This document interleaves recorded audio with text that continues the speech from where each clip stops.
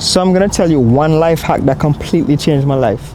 And when I tell you this life hack, you're gonna be like, yo, this is so easy, but yo, trust me, this is so hard.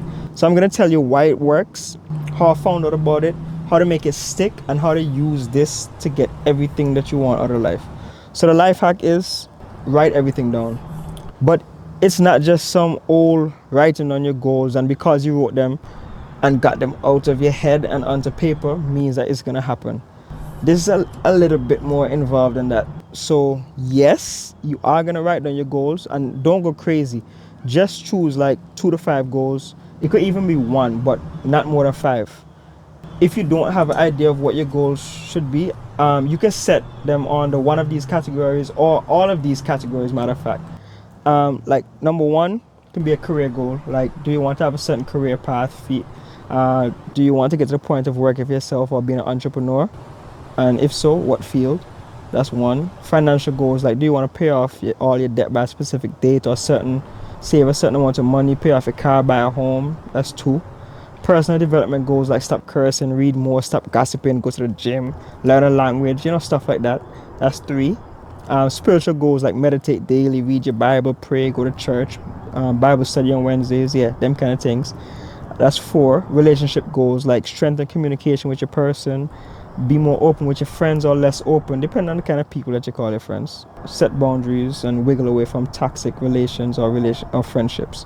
And after you set your goals, you're going to write them down on a piece of paper, or print them in some bright color so it's easy to see. Stick that bad boy on your wall. Yep, on your wall. Take down that Taylor Swift poster.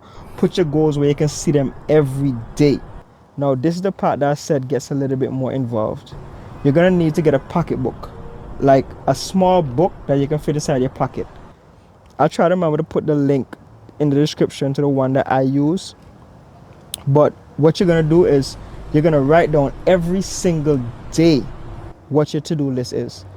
And there will be days when you're like, damn, I don't know what to do today.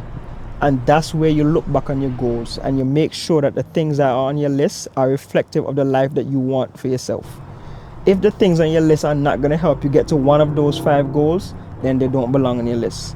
And this is why it works, because you're going to know exactly what you have to do, and by going straight for it, you're going to save yourself a lot of time. You're no longer going to just be going through life just doing things as you remember. It also helps us to see if the things that we're doing align with our goals or not, because we can always look back on our goals and see.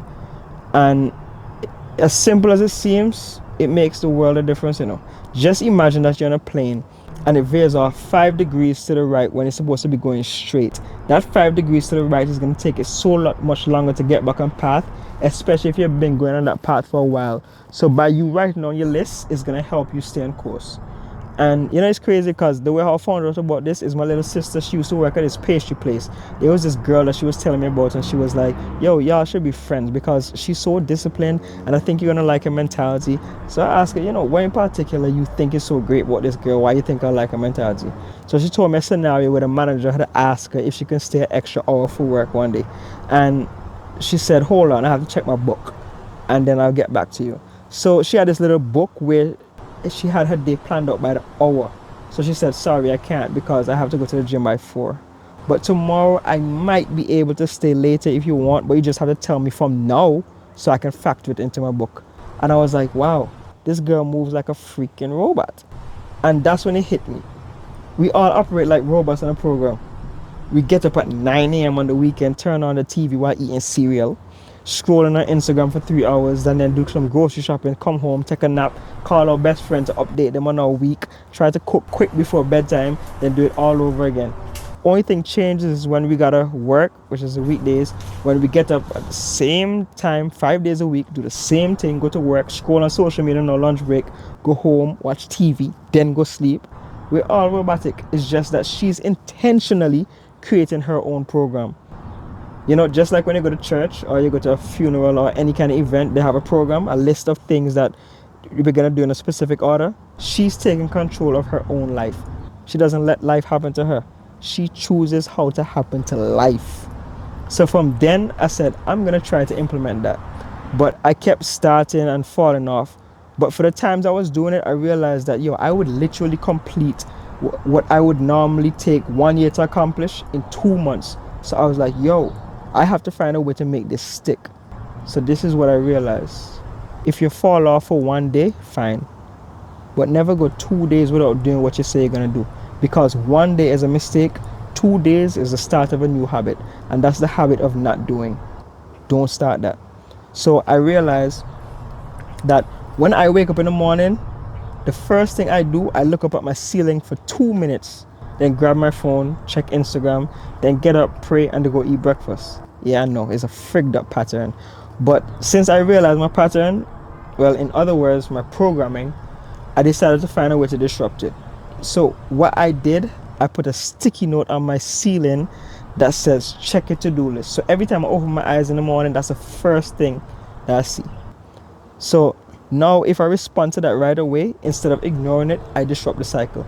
And because this is so new for you, this is something that will probably most likely take a couple months to get embedded into your programming. But the key here is to just insert a disruption to the cycle, at least one. And what helps a lot is you make sure that the things are on your list from the time that you wake up till about midday does not involve your phone. And because there's plenty of times that I just wake up and I pick up my phone and I say, yo, I'm just gonna text Shan real quick, and next thing I know I'm on Instagram making stories and I ain't even text Shan yet. So my advice to you is put your phone in work mode or do not disturb until midday, so you don't get sucked into no kind of distraction. And what you can also do is send your list to your best friend and have them do the same thing, so that you guys can hold each other accountable. And you can even put a time start in there sometime in the day where y'all can call each other just to check in on each other to see how far along the list that y'all have gotten. And that way, if you happen to be slacking, and their call will remind you that, yo, you got to get back on track. And once you implement this technique, you can fix every area of your life, achieve any goal, finish any mission that you set out to accomplish. Yeah, I'm not here to build an audience, I'm equipping an army. So just remember, is one way up, any other way is the wrong way. Check. So since you're here, do all that YouTube stuff, like, subscribe, comment, and let's become better soldiers.